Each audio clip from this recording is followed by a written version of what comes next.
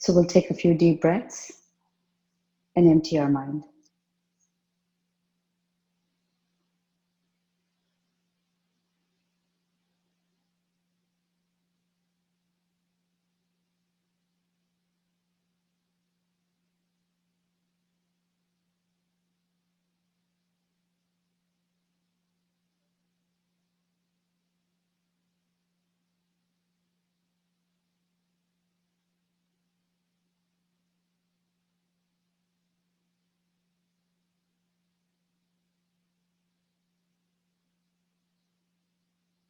Gurur Brahma, Gurur Vishnu, Gurur Devo Maheshwara, Guru Sakshat Parabrahma, Tasmai Shri Gurave Namaha.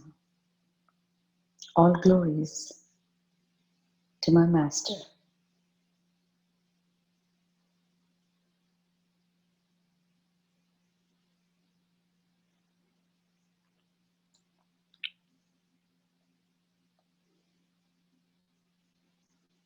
So almost about a year ago, we did the Mind and Divine series. In that, this very basic practice, very simple practice of using the breath as the remote to stop the drama of the mind and keeping ourselves empty and to center ourselves was introduced. All it requires is you use the vehicle of your breath as a remote to stop the hodgepodge going on in the mind. It's as simple as you could either take a deep breath in and a deep breath out, or you could just breathe out. And as soon as you breathe out, you don't need to hold your breath or any of that. You just find yourself centered. Center is a state of no thoughts, no ideas, no junk. It's just a state of quietude, a state of silence. The breathing part, remember, is just a remote. So whether you breathe in or you breathe out, or you breathe in and breathe out, it's not important. What's important to know is you're using the breath as the remote to switch off the TV. The TV screen being the mind, being very busy with headlines, breaking news, advertisements, the news anchor, 4 speakers, all of these going on. You're just taking the breath and switching it off. That's all the breath does. Because the breath is the first connection to our soul, to our life. So we're using that very breath. We're going to ride on the breath during the inhalation or the exhalation or both to reach that center, which is the soul, which is a state of quietude, a state of silence, a state of extreme guidance. So this basic practice, first of all, to understand and to be able to do it. Because anyone can do this practice. I do it as breathe out and you center yourself. You can do it like take a deep breath and then reach that center of quietude. So this is the basic. So here we are, gathered together to not get rid of the tendencies of our mind, to not get rid of the vikaras or the afflictions. We're not here to get rid of them. We are here, we are gathered here under the guidance of our master to understand these vikaras better, to understand where do they rise, to understand how do they stay, and what is the antidote for it. Because if we focus on the antidote amplifies and takes automatically, naturally, effortlessly, removes the vikaras. So let me make it very clear, we're not here to remove the vikar. We are here to understand what brings us down. So we have a whole bunch of list of things that we are going to go over. Today, we're going to be tackling what's called lust or a sexual desire. You may think, oh boy, I don't have this problem. Let me just quit. Well, stick around because even if you don't have this problem, if you understand it, maybe by divine grace, you could be the instrument to help someone who's plagued with it. So, even though you may feel, oh, I don't have this problem, stick around. So, as I said, today, we are going to be focusing on knowing where, how this desire, this sexual desire arises. For this, we will do 10 seconds meditations on a few things. First, we will meditate on gulab jamun. So let's go ahead, close our eyes. Think of this beautifully, reddish, golden, brown, fried gulab jamuns. They're dipped in the perfect, absolutely perfectly made sugar syrup. They're topped with a little bit of almonds and pistachios. And you can see little specks of cardamom powder sprinkled all over. When you meditate on a gulab jamun or any dessert, let's say even a cheesecake for that matter, instantly, if you are astute enough, you will observe a few changes that happen within your body. Your mouth starts salivating. You are nowhere sitting close to a gulab jamun, neither are you sitting close to a cheesecake. Neither are you planning to make it. You're just thinking, just thought about the gulab jamun made you salivate. If you let that thought simmer for a little longer, it will give you a good feeling. Man, last time I had it, that tasted so good. If you let it stay for a little longer, you'll say, let's see if I can just make it. Let's see how, maybe let me call the store and find out if they still have it. That's that. Now let's meditate on Mansarovar Lake by Kailash. This beautiful blue, greenish blue, turquoise blue water. Pristine surroundings. The air is crisp, clean, a little chilly. There is no sound of cities. There is just a certain purity, a certain pristine environment.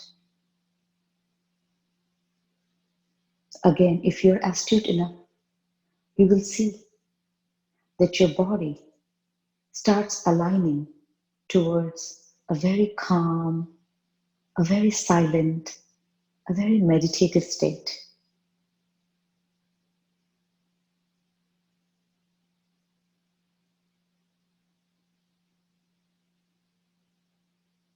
Now take the example of a marketplace. Let us meditate on a marketplace. People from every direction are trying to push you. You have a little basket, you have holding onto your purse, a little bit of jewelry. There's too much chain snatching going on. You're worried about it. You have the basket holding your fruits. There's people pushing you from all different directions. You're almost done. You need to get out of there. And you're just worried that it's almost getting dark.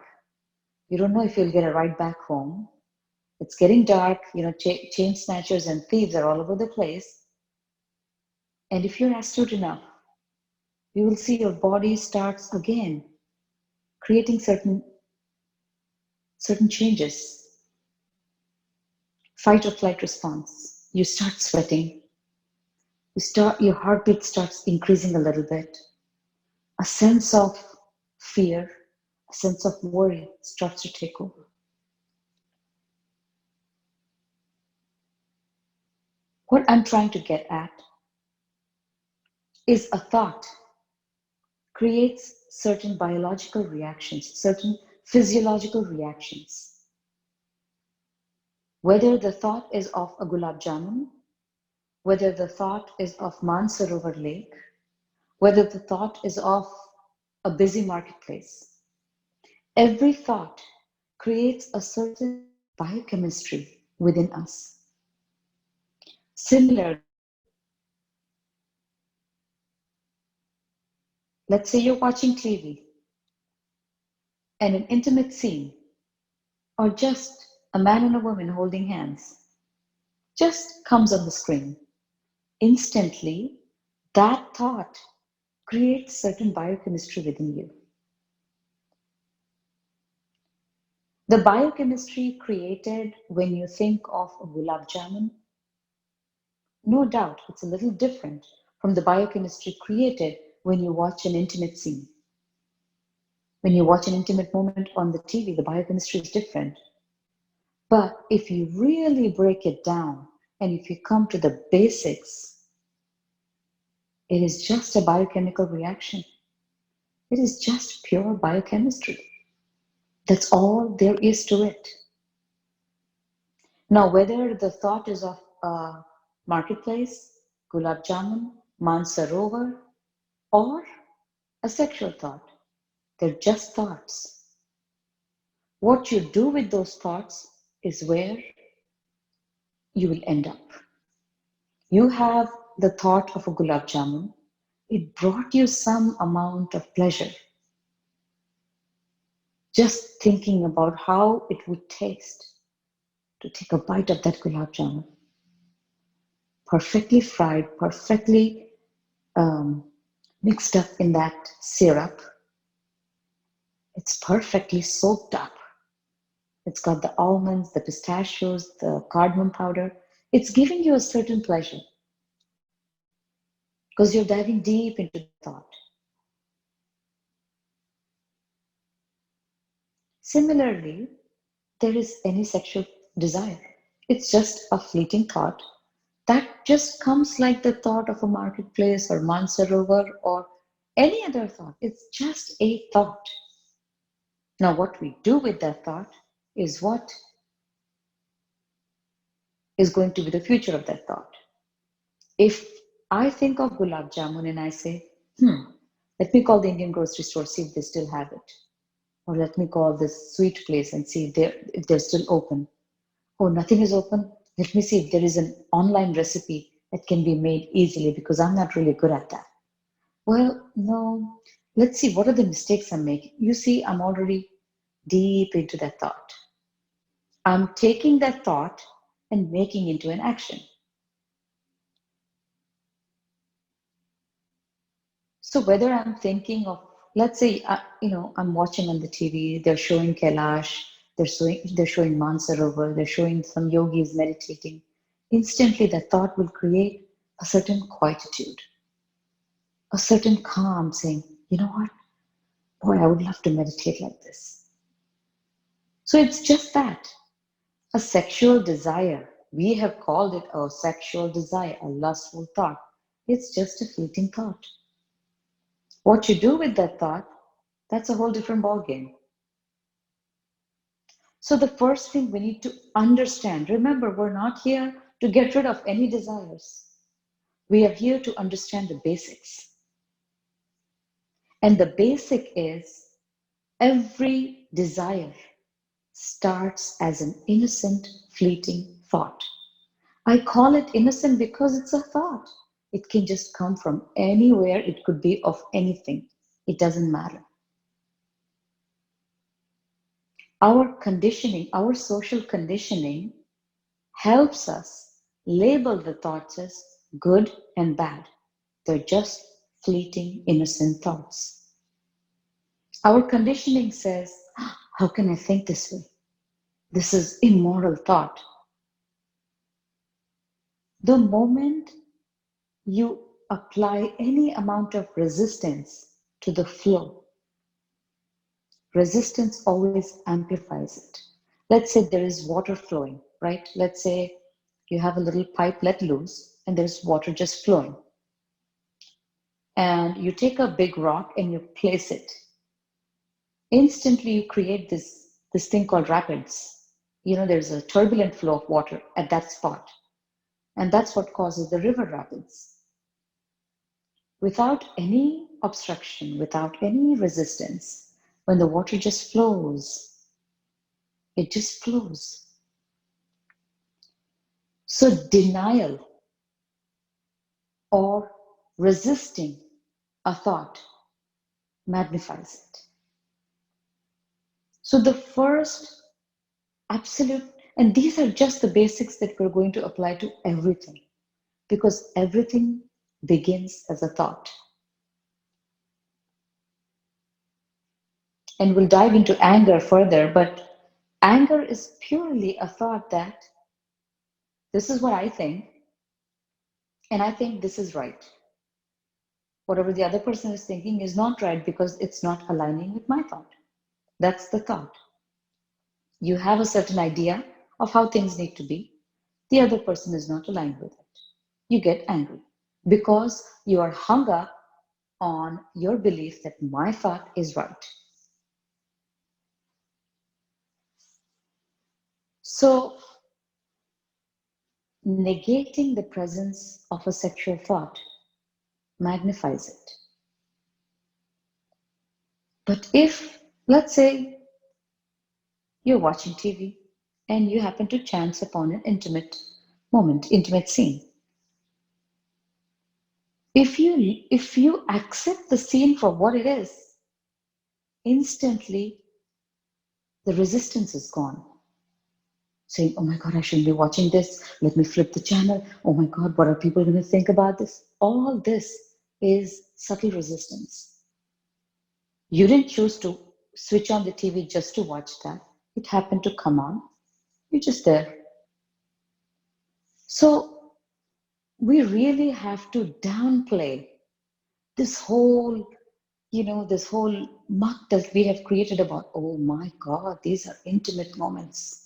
No one should know about this. This whole secrecy behind it is not needed. If we look at those Khajuraho temples and all that, it's all over in the form of sculptures. Because what's there to hide? If intimacy, if physical intimacy, if sex is supposed to be hidden, is supposed to be secret, is supposed to be taboo, well, we all shouldn't exist. Because we exist because of that act. Because of those moments, all of us exist. So the first thing we need to get out of our brain is a sexual thought is taboo. Oh my God, it's immoral. Don't think about it. If you think about it, that's it. You're the worst person in the world. You're not worthy of divine grace. All that is that big rock that you put. It's a thought. It will come. If you give it no importance, it will go away like a fleeting cloud. It will come out of nowhere in the sky and will just eventually be gone. The sky will remain untouched. It's not going to say, I don't like you, cloud, don't come. It's just unmoved. So downplay or bringing sexuality to commonplace is important in your own mind, not in the outside world. I'm not saying do anything in the outside world. All I'm saying is in your own perspective,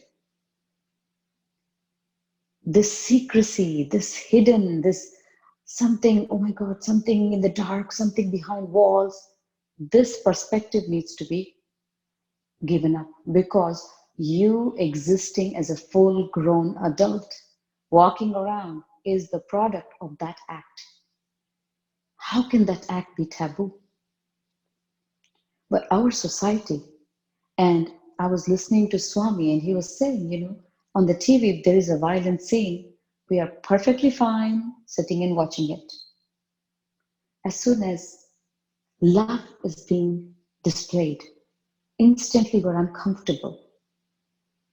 And that's what we need to address. What's causing me feel uncomfortable? Why? Why am I uncomfortable? Because there is a social taboo. There is a social belief that, oh, don't think about it, oh, don't look at it, oh, don't do it. Well, you are able to think about it because you're alive, and you're alive because that's what happened. That's your truth. You were born from an intimate act. So it is very, very important that in our own perspective, in our own way of looking, we completely bring this sexual desire, sexual thought to a very common place, saying, no biggie. You have a sexual desire, you have a sexual thought, no big deal. You're human. That desire, that thought, when overpowered your parents, you came into picture. They were not meditating in caves and you were born. They had the same desire, the same thought, and you were born. So if you ended up having that desire, that thought, how is that a big deal? It's not a big deal at all. Rumi says, we are born out of love. Love is our mother. So the second thing I want to say is, a sexual act is an expression, is an extension of love.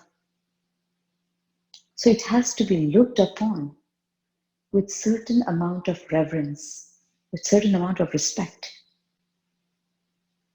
because it is the very basis of your existence. We are born out of love. Love is our mother. And we are gathered here again, not to get rid of lust. We are gathered here to understand our own self, understand how, just like a thought of gulab jamun creates certain biochemistry within us, a thought, a sexual thought creates certain biochemistry in us. At the core, all thoughts are empty. At the core, all biochemistry happens at the level of the body, which is why Swami Rama says the entire body is in the mind. As you think, so is the biochemistry of the body. As is the biochemistry of the body, such are the thoughts. The biochemistry fuels the thoughts. The thoughts, in turn, fuel the biochemistry. So you need to work both ways to create the perfectly healthy body. You have to have absolutely healthy thoughts, which are flowing river. No resistance to anything. You just observe, oh, I got this thought, no biggie, move on. Resistance creates disease. So first thing, in your perspective of the way you look at sexual desires, change it to a very, very commonplace. Downplay it. It's not, oh, it's taboo, don't look at it, don't think, none of that. It's just a sexual thought. It's going to create certain biochemistry, nothing more.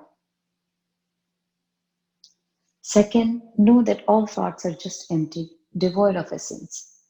They will take on some form if you pursue them.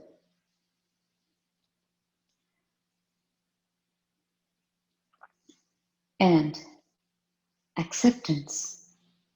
It's so, so important. If you end up having a sexual thought, flowing is acceptance. Be open. You didn't invite it. You didn't decide yesterday that today at so and so time, at so and so place, I'm going to have this thought.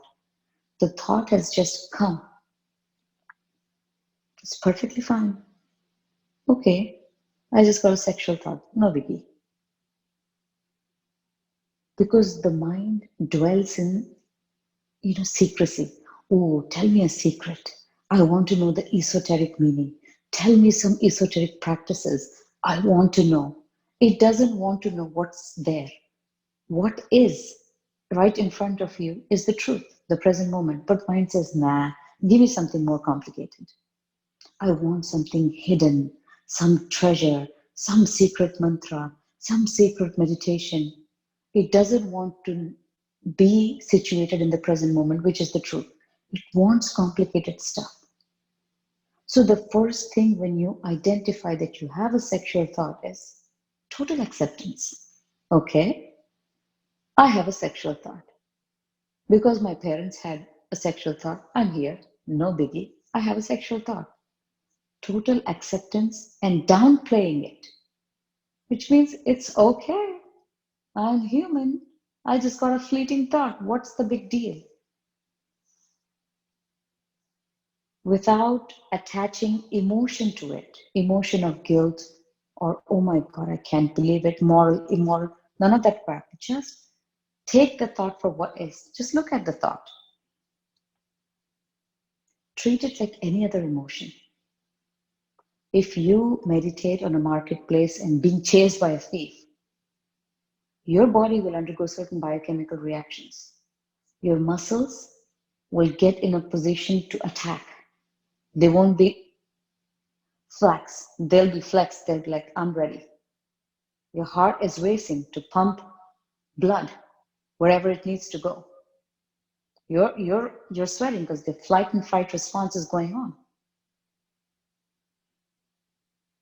So your body is very intelligent and very in tune with your mind.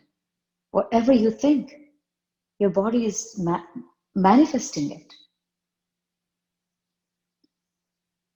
So eliminating the shame, the guilt associated with it is the most important thing. Because when you take that sexual desire for what it is, and what is it? It's a fleeting thought. It's related to intimacy. That's it. That's the truth of that thought. Nothing more to it. When you detach all the taboo, all the conditioning, all the shame, all the guilt associated with it, you can see the thought for what it is. It's a fleeting thought about sexual intimacy. That's it. That's the truth of that thought. What you do with that thought is a totally different ballgame. Like Swami says, physical intimacy is an expression or extension of your love. Physical intimacy in the form of a sexual act is an extension or expression of love between a man and a woman. Even a mother holds her child very close. That's physical intimacy too, because it's an expression, it's an extension of your love. You meet a friend after many, many years. You give him a hug, give her a hug. That physical intimacy is an expression, it's an extension of your love. All those physical intimacies are allowed. You meet someone, a colleague of yours after a while, you shake hands. When you shake hands, you automatically take the other hand. You shake hands with two hands because you're just so happy to meet him after such a long time. That physical intimacy is also an extension of your love. All that is not taboo. A mother kissing, hugging, and holding a child, not a taboo. That's allowed. A friend hugging or just putting his arm around the other friend's shoulder, that's allowed. You giving a hearty handshake to your colleague after a while, that's allowed. A man and a woman getting together for physical intimacy, oh, that's taboo. Let's not talk about it. Let's not talk about it. Let's keep it hush hush. Why? And remember, all these are changes we have to bring in our perspective. It doesn't mean, okay, let's get together and talk about, our intimate moments. That it doesn't mean that. All it means is, in your perspective, there is a certain openness to physical intimacy. There's a certain openness in the definition of physical intimacy. And that openness is about that physical intimacy could be a simple handshake, a mother kissing the child, two friends hugging or putting their arms around each other, a man and a woman getting together for an intimate sexual act. They're no different, they're just expressions of love. So bringing your perspective down to this commonplace, saying, hey, stop making a big deal. It's just an extension of love. It's an expression of love. That's the first thing that's needed. Now, let's pick up this label that we call lust. English language really is so funny. It has a label for everything. Oh, you have sexual desires? You're lusty. You have lust. Who said that? Who the hell said that?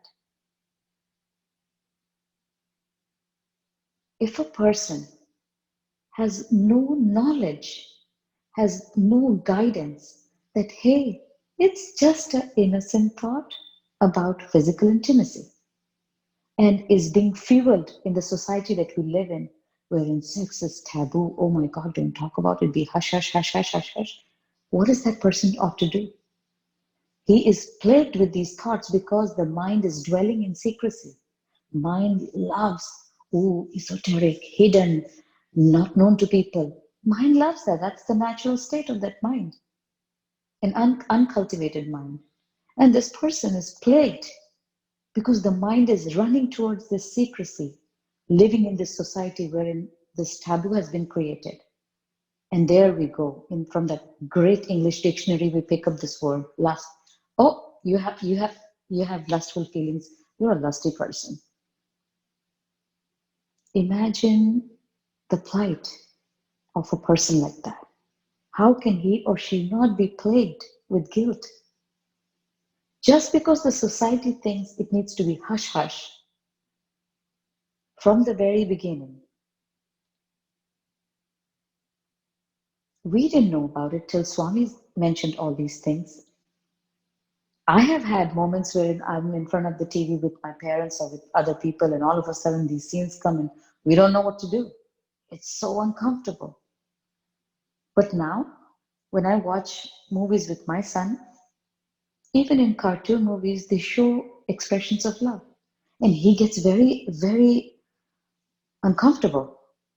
At that moment, I tell him, let's watch it. It's a beautiful expression of love. Look, he loves her, and she loves him too. It's such a beautiful feeling to be in love. Like, I love you and you love me.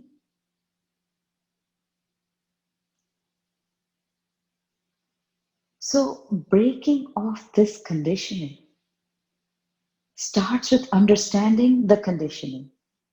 We can't break off something we don't understand. And we definitely instructions, thou shalt not be lustful, thou shalt not have sexual desires. That does not work. That only feeds guilt, that only feeds unworthiness. So I'm not here preaching, saying, thou shalt not have lustful thoughts. All I'm saying is, look at the thought, undress that thought, completely undress it of the social taboo and conditioning, and look at the thought for what it is. It's a thought, innocent, fleeting thought. The thought is of physical intimacy. Big deal. No big deal. If you remove the taboo, the conditioning, the shh, the secrecy, hide it, don't tell anyone, it's immoral, all that BS, if you remove it, it's just a thought. And that's what's needed.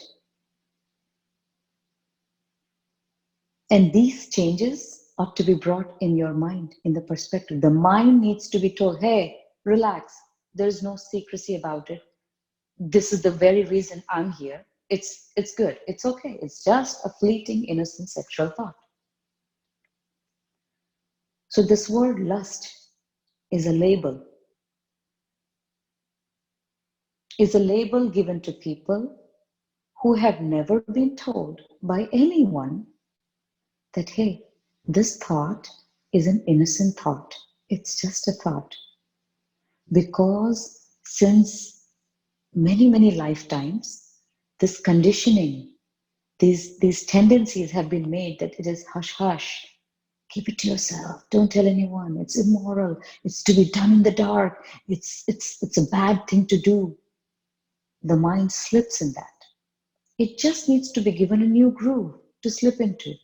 And that new groove is, it's a thought, it's a sexual thought. What's the big deal? But initially, the mind will slip. It will slip into taking action. Let me do something about this thought. Because till date, the mind didn't know it had a choice. The mind thought it is the most secretive thing to do. Ooh, it's going to be fun because we all want that secret mantra, that hidden treasures. From the very beginning, kids are really attracted to treasure stories. At least I see it with my son. He loves the enchanted wood, the hidden forest, the hidden treasure. Oh, let's look at this. Because they find, you see, the mind loves secrecy. If hide and seek, you play with your child hide and seek. The mother knows where the child is with her eyes closed. But the child wants that. Oh, come find me. I'm hidden. I can't be found. Because that's the tendency of the mind. Whatever is in front, it doesn't want it. It wants something that's hidden, something that no one can see. It's very exclusive. Only me, only I should know. Let me hide it. And that's the seed of greed, right? He has it, no. I want to have it, and only I should have it. No one else should have it because it belongs to me. The others can look, can worry, oh my God, how should I get it? How should I? But no one should find out how I got it. It's only mine. It's exclusive. So changing that switch is important in understanding a sexual desire. The tendency of the mind is to slip in the old groove of, I get a sexual desire, I need to act upon it. How you act upon it is something the groove will decide. Because that's how, every time the thought has risen, that's how you have acted.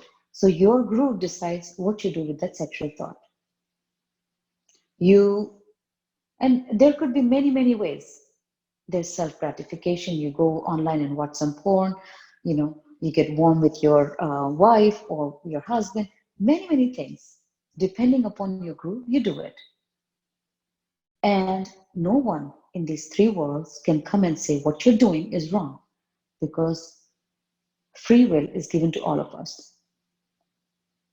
What we do is up to us. But here, we're getting introduced to looking at that same sexual thought which makes you slip in that groove in a novel way, in a new way, saying, hey, wait a second, do you really want to act? Because that's a tendency to act on every thought. Then it's just not the sexual thought. Then you'll get a thought of gulab jamun. You will start either making it, go to the market, buy it, and start indulging. Then you will get a thought of, oh, let me watch a movie. Okay, let me watch a movie. Which means you will lose the power of discrimination. I have this thought. Do I want to pursue it? What the heck, let me pursue it. Fine, pursue it. Don't feel guilty about it. It's a habit. And a meditative state it has nothing to do with God or religion. A meditative state is you're aware. I had this thought. What do I want to do with it? I had this thought that I should take a nap. Do I want to nap? Wait, do I have some stuff to do? If I nap, that stuff will be remaining. Nah, let me just not nap. Let me take care of these things. Maybe one day. Tomorrow, I really feel like taking a nap, but I have this pending work. All right, you know what? Let's meet up in the middle. Let me take a 15-minute nap, then I'll get to my work. Okay, no guilt. You're aware. Be aware in the decision making process. You are the master. You have to decide. I have this sexual thought. What do I want to do with it? Do I want to just get involved in self gratification? Heck yeah, let me just do it. Okay, done. Feel good? All right, let's get back to business. Next day, you have the same sexual thought. All right, what do I want to do with it? Well, no, I have work to do. And it might be pointless. Let me just carry on with my work. Let me just drop this thought. That's called being meditative, being aware. What do you want to do with the thought that has risen? Don't accept the society's labels. You're lustful, you're lusty. Put that in crap. Be a master. If you want to gratify yourself, do so. Be aware. Go a step further and see. All right, so I got this thought, and now I have decided to pursue it. Let's see how it feels to pursue it. Let's see the outcome. You pursue it, and however it is that you pursue it. At the end, you question, so what was the outcome? Was it was it even productive? How did I feel? Oh yeah, that felt really good. Okay, well, next time we'll see if there's something different. Don't come up with clear-cut guidelines. This is what I will do. Mine doesn't like that. Be open. Be open. Okay, let me try something different. Today I pursued it. I fell into that groove. Don't say I fell. I chose to go into that groove today. Okay. Tomorrow let me try something different. Let's see what I want to do with my sexual thought tomorrow. Maybe I'll just drop it. Try that. If you're not able to drop it, let's see. Let's try something different. Maybe I'll try to replace it. Oh, that's a good one. Let's try to replace that thought. So you decide, okay, I I really love a cup of coffee. Okay, let me do this. Whenever I have this sexual thought, I'll go and I'll take a few sips of coffee. That'll feel good. Because the mind only wants to feel good. Constantly, it wants to do something to feel good, not realizing that its very nature is good, is happy, blissful. It thinks it needs to do something to feel good. So you have to slowly, gently, professionally come back. I used professionally because we are not patient. You hire a new employee, you hire someone to work in your house, let's say as a maid servant. Do you train her professionally? Professionally doesn't mean you give her uniform and all that. Professional is an attitude. Do you sit down and tell her, okay, these are the things that need to be done? I like these vessels cleaned this way. I like clothes folded this way. I like these things done this way. And do you train with her for a week, saying, okay, it's good that you did. I like the way you did it. Now, these things, these particular things, I want you to do it this way. Okay, got it? All right. Now, when it comes to sweeping, I really love the way you did that room. But in this room, you didn't move these things. So I would like for you to do that. That's called professionally training step by step. What do? We hire someone, go do the dishes. She does the dishes according to what she thinks is right, and then we get angry. You didn't do this right, you didn't do that right, you didn't do this right. That's not professional training. Similarly, the mind needs to be trained professionally, which means day by day, little by little, with patience, with direction, with a particular goal in mind, you train your mind. The goal is you have a thought and you decide what I want to do with this thought. There is no right or wrong way. Nobody can come and tell you if you have a sexual thought and if you decide to get in the bed with your spouse, that is immoral. No. But to be plagued by that thought, to not have an option of either dropping that thought or replacing that thought or saying, I don't feel like it today, let me get some other stuff done. No, I'm not going to pursue it. To not have that choice, that's where problem begins. Have the choice, be aware. Meditation gives you infinite freedom to choose how you want to be, who you want to be. So that's the goal. You have a sexual thought, choose to do something differently with it.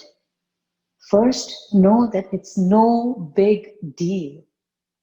It's no big deal. It's just strip that thought of all conditioning, all taboo, and look at it for what it is. And what is it? It's just a fleeting thought related to sexual intimacy. That's it. And then we quoted Rumi, and we said, you're born out of love. Love is your mother. You see, physical intimacy is an expression of your love. If you choose to take that sexual desire, sexual thought that rose, and you decide to express it, do so with all your love. Do so knowing that you're expressing your love. Don't do or don't follow that thought just for the sake of your own selfish gratification. Bring love into picture. If you have a partner and you have a sexual thought, and if that thought evokes love, express it. Express it. Let that love be extended. You have a sexual thought and you feel like, okay, I'm going to pursue it by watching pornography. That person who is making the videos is getting paid. It's a business for them. It's an occupation. I'm not judging them either. It's an occupation. We all have a choice of occupation. It's an occupation. And you're just watching. It's like literally going to a circus and you're just watching the circus. They're all getting paid. That's it. How dumb. So the love that you are, remember, we are born out of love. Love is our mother. You were born out of love. And here you are deciding to watch pornography for the sake of watching a show. And you're missing out on the expression of love. Remember, you're not doing anything immoral. You're just missing out on this beautiful expression of love. If you're unmarried and you have no partner and you really want to express love and you have these sexual thoughts, you don't know what to do with it, know that love can also be expressed by words, by writing, by painting, by service. You're a youngster, you're plagued by sexual thoughts. Your love needs an outlet. Go help your mother in the kitchen. Go clean your father's car. Go look for volunteer opportunities. Express your love. You are made out of love. Love is bubbling inside, wanting to express itself. Get involved in some creative pursuit. Pick up painting. Express your colors. Express your love through those colors. Pick up a book and a pen. Express your love through writing. If you cannot do none of those, go out. Go out, get involved in any social cause. Express your love that's bubbling inside you because you are made of love. Express that love through service. Get involved in something. If you cannot get involved in any social cause, decide that this love that's bubbling within me needs expression And that expression is going to be my mother, my father, my brother, my sister. I'm going to serve them. Doesn't mean you give up all your work. No. Go give your mom a hug and say, Mom, can I help you in the kitchen? What can I do for you? This lack of avenues for expression of love leads to a state of being plagued by these sexual thoughts.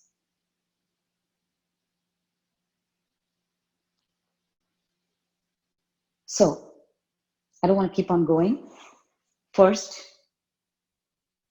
take the sexual thought and undress it of all social conditioning, taboo, all of those hush hush, secrecy, moral, immoral, non religious, non spiritual, all of those veils that you have put on that thought, undress it. Make it light. It's just a fleeting thought of physical intimacy. Second, know that all types of physical intimacy is an expression of love. If you have a sexual thought, express it in the form of love, in loving words to someone who is depressed, or beautiful paintings, drawings, helping your mom, asking her mom, how are you doing? Asking your dad, how are you doing? Asking your spouse. Physical intimacy doesn't always mean sex. You could just hug your wife, hug your husband. Express it, express it. But express it as love. If you choose to self gratify, be aware. How pointless was that? Or was it even worth it? Be productive. If you are aware, you will have a choice. Unaware, the thought will completely take you over. So, as I mentioned earlier, this was not to remove sexual desire, sexual thought from your mind. This is just to familiarize yourself of what a thought is, how much conditioning slapped on a thought makes it heavy, makes it stay, and how just stripping that thought of the social conditioning makes it light, completely accepting it. What's the big deal? And do not ever, ever, ever accept the label of lust on yourself. You didn't know any better. That's it. Now you know. What's the big deal? Let's try to do things differently now. That's all there is to it. English language, unfortunately, has beautiful labels for every kind of behavior. Oh, you have this behavior? Oh, this is your label. This set of behavior, you have this label. And it is what it is. At least we should be smarter than language. We are the ones who created language. We should be smarter than language. On that note, Om Purnamadaha Purnamidam Purnat Purnamudachyate Purnasya Purnamadaya Purnameva Vashishyate. Hari Om Tatsat Narayani Namostute. Hari Om Tatsat Narayani Namostute.